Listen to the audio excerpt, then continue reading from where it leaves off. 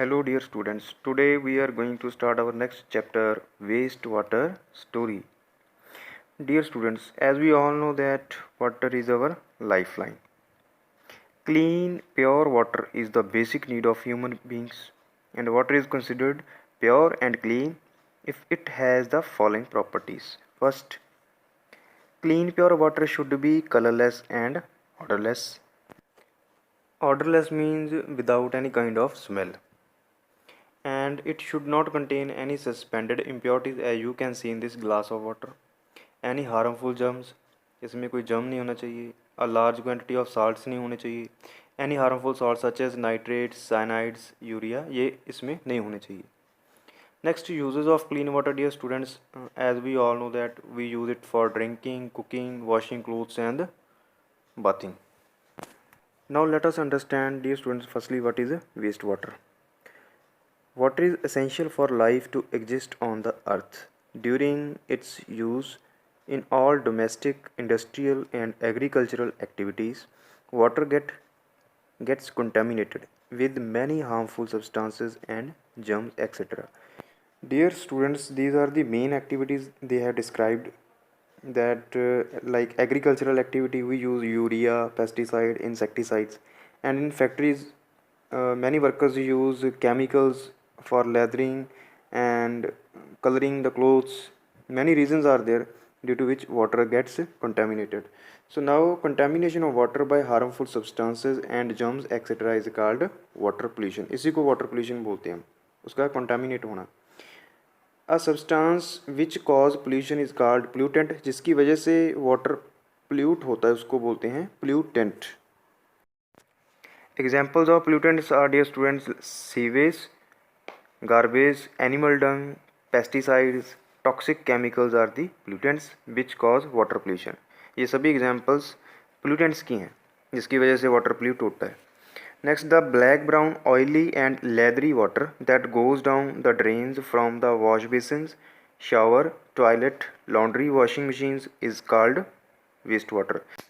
Dear student, wastewater जो होता है वो black brown कलर का और leathery मीन्स उसके ऊपर झाग बनी होती है, और वो जो हमारे वॉश बेसिन में से आ सकता है, शावर, टॉयलेट्स में से आ सकता है, लॉन्ड्री में से आ सकता है, और जो वो मेन ड्रेन में चला जाता है उसको हम बोलते हैं waste water. The wastewater cannot be used for drinking, cooking, bathing, etc. This is obvious, dear students, हम इसको यूज़ नहीं कर सकते. But should not be wasted. पर इसको वेस्ट भी नहीं करना चाहिए. It can be cleaned and made usable. इसको हम क्लीन करके किसी तरीके से इसको यूज़ कर सकते हैं. The process of removing pollutants from the wastewater before it is discharged in a pond, river or lake or reused is called cleaning of water or purification of water.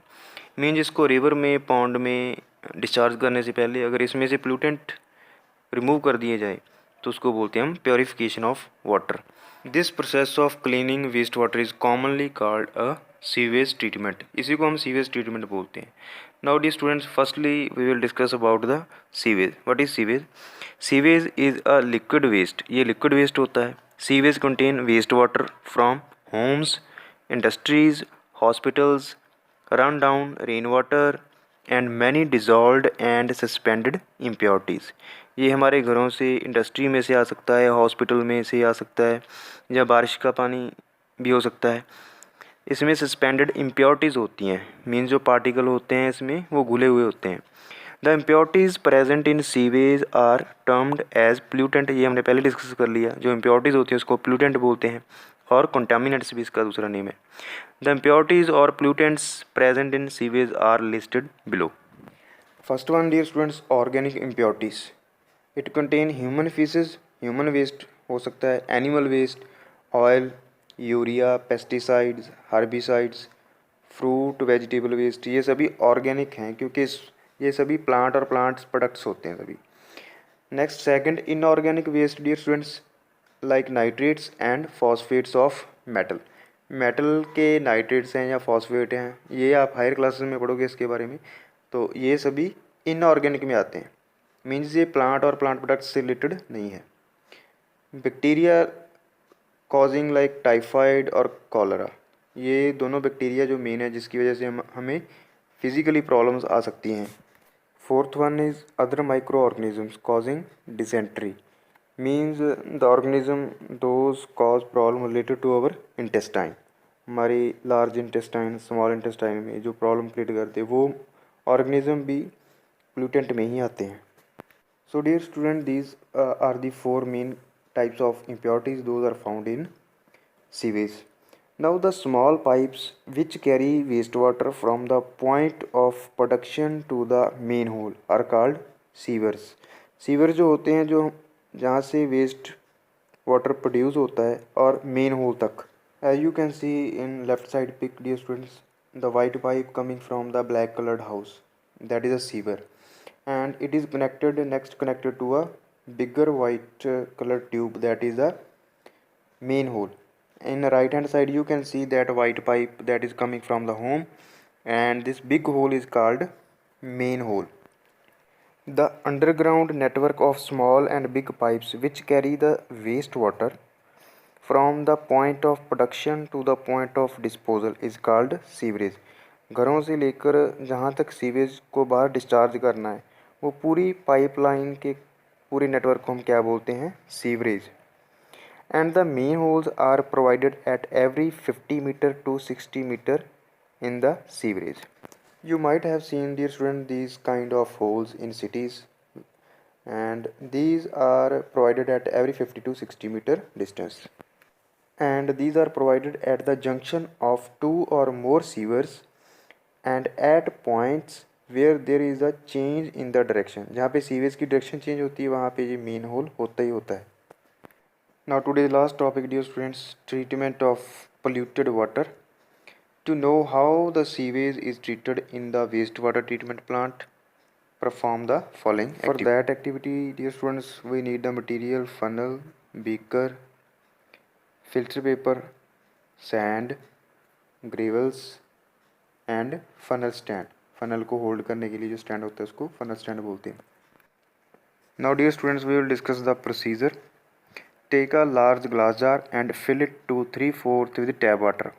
Glass jar में हमने tap water डाल देना है.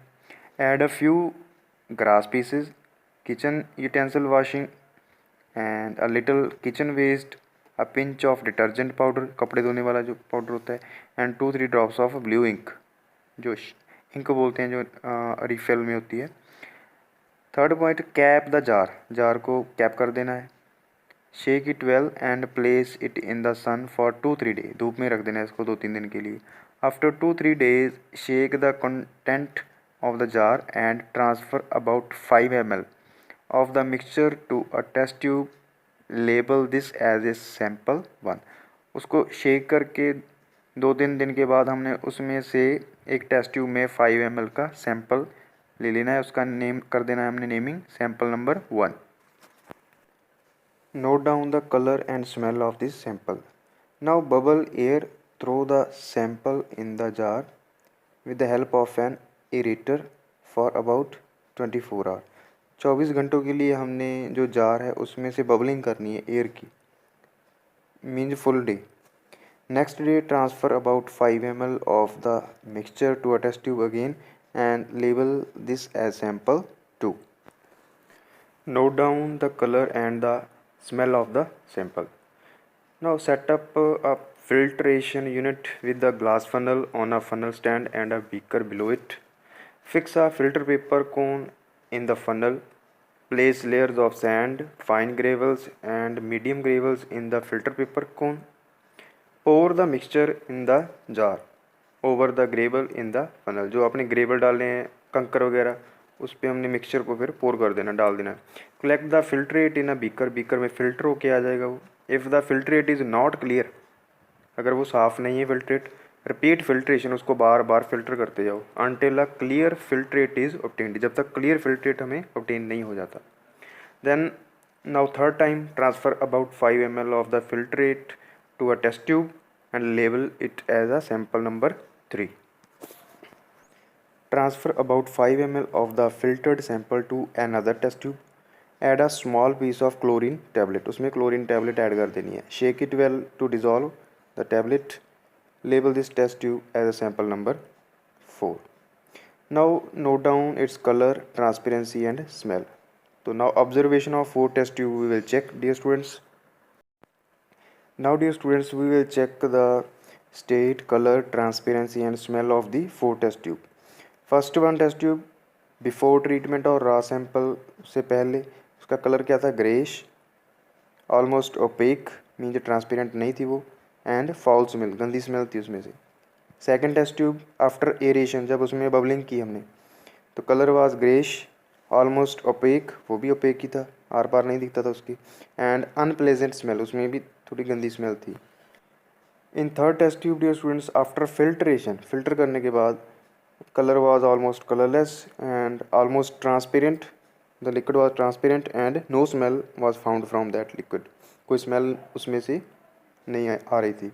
Fourth test tube after chlorination, जब हमने chlorine tablet add की उसमें तो colour was colourless, transparency was, liquid was transparent and odour उसका क्या था, no smell except that of chlorine, थोड़ी बहुत क्लोरीन की स्मेल आ रही थी जो हमने टैबलेट ऐड किया, अदरवाइज उसमें कोई स्मेल नहीं थी. So dear students, by this way we can clean the waste water and check the difference between polluted and pure water.